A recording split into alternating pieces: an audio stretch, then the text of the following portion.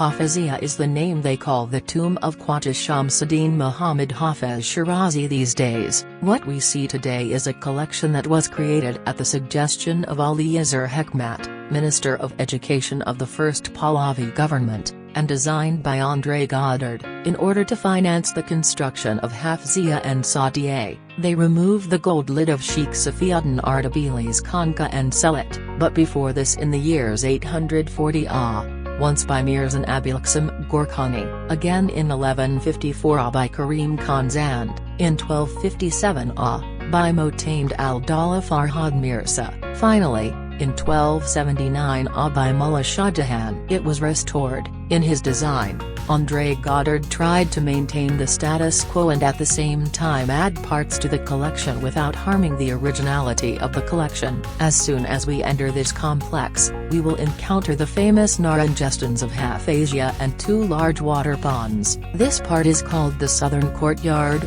and the whole complex enters from this courtyard. This large courtyard is designed in the style of 4 Iranian gardens, and in its gardens there are trees that are the same age as the poets of Hafez. A person who comes to see Hafezia has 3 choices after seeing the southern courtyard, eastern courtyard, north courtyard, and the western courtyard. In the west courtyard, there is the tomb of Qavam and Ghulam Hussain Sahib Dawani, a building with 8 heaven design, and several rooms related to arts such as calligraphy, mosaic painting, and carving. The eastern courtyard is of the cemetery of Modal family, and there are 14 arches on its walls. The eastern courtyard is the most simple part of Hafezia, but let's go back to the southern courtyard and the famous orange groves of Hafezia. To go to the north courtyard, we have to pass under a 20-column portico. This portico is known as the Zangier portico, and why it is called the Zangier portico is because